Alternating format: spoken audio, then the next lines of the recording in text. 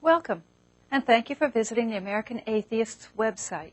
I'm Ellen Johnson, president of American Atheists. Right over this window is a link to a press release sent out recently by Blair Scott, our Alabama state director. Blair can hardly believe this. Alabama Governor Bob Riley issued an official government proclamation asking the citizens of that state to, wait for it, pray for rain. I'm not making this up.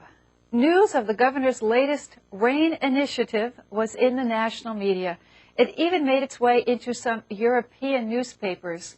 Yes, folks, unfortunately, now the Europeans are laughing at us. From a legal perspective, Governor Riley has no business whatsoever using the power and prestige of his taxpayer-supported office to ask people to conjure the spirit world.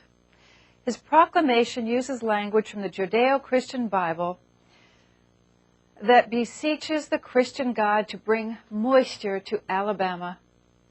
Not only is Governor Riley's proclamation unconstitutional, it's absurd.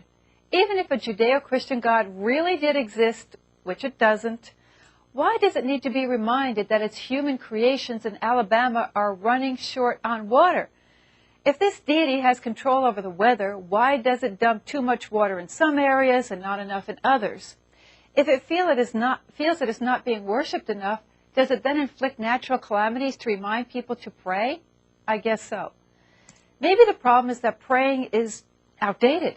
Surely a deity has access to email and text messaging. Maybe we are conjuring the wrong deity. I found the names of 16 purported gods and goddesses identified as rain deities. The Persian rain god was Tishcha. The Egyptians prayed to Tefnut.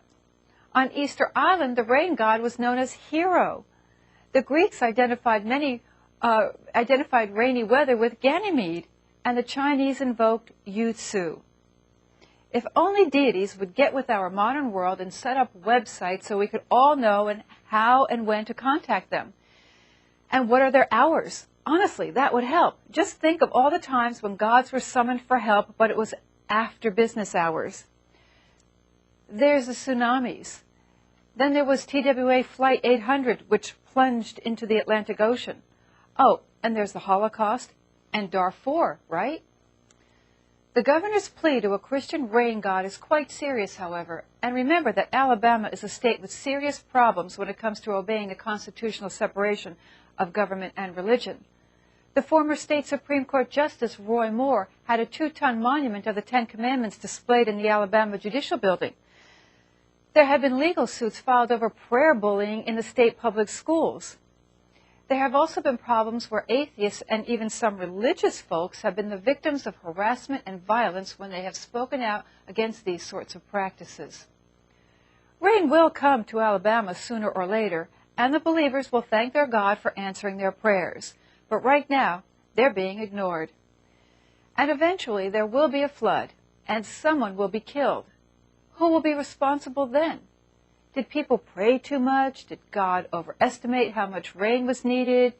Will the rain god get blamed for that? Look, as far as I'm concerned, if someone wants to invoke Tefnut or Yutsu or go to church and pray to Yahweh or make clouds and thunderstorms appear, well, that's their nutty business. I'm not an expert, but I think that building more reservoirs and having better conservation methods would be a more rational enterprise for the state of Alabama.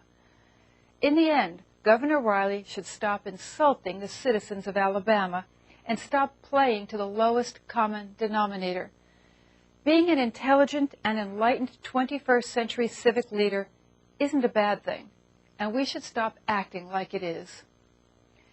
You can learn more by exploring our website.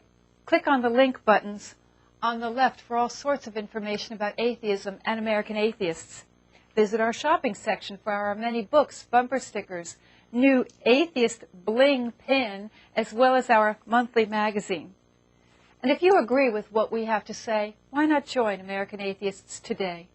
Thanks for visiting. I'm Ellen Johnson.